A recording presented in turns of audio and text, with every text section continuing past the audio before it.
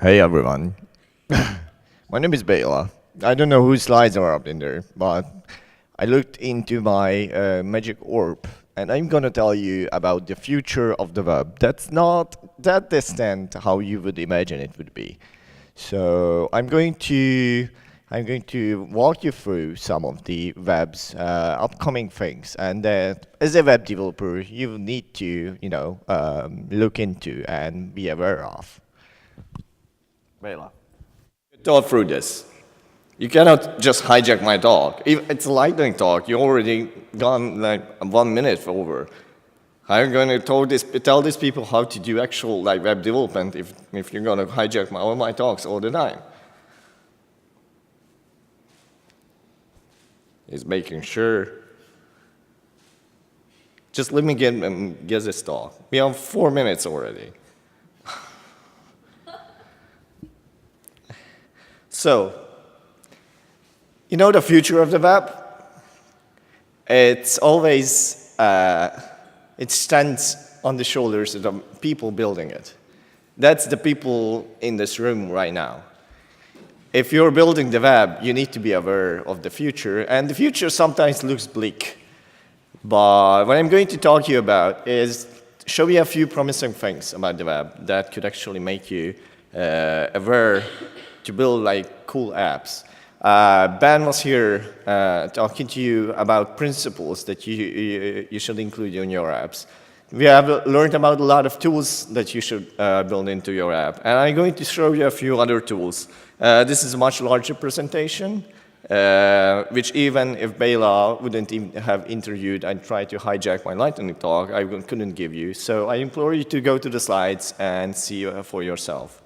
But you might not need jQuery or a framework for whatever reason. You might need a framework if you need one. So if you need a framework, just go for it. Don't let people shame you into not going with a framework and write your own framework in the process, because not invented here, as told before, is a real thing.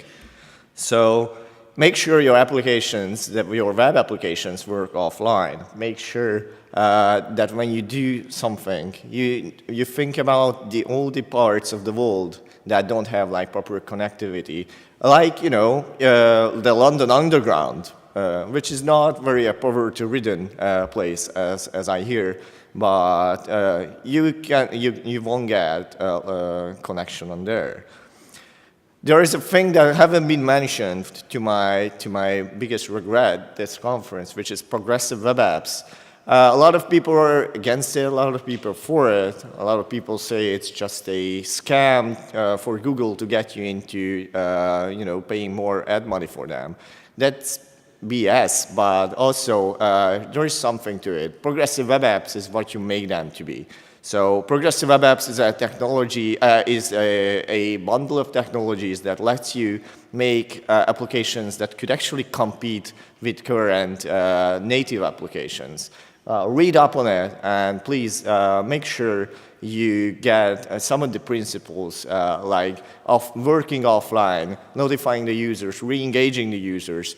Make some of those principles work in your application, because those are good things built for good people.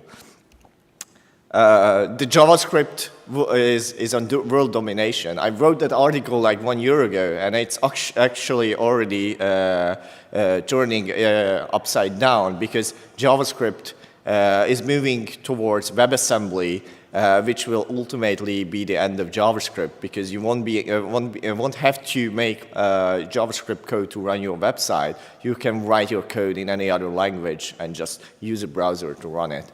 So JavaScript might be on a world domination, and you might have to be aware of that, but also be aware that the language you use is just a tool, and you will have to make sure you use the correct tool for the correct project.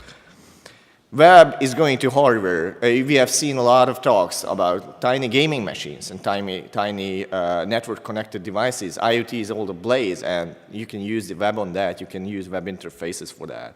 Web and VR and all the other technologies that come up in the future, they're just terrible and terrifying, but you can get into them like Web Mini if you know about them.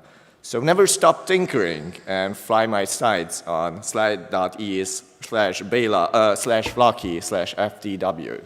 Thank you.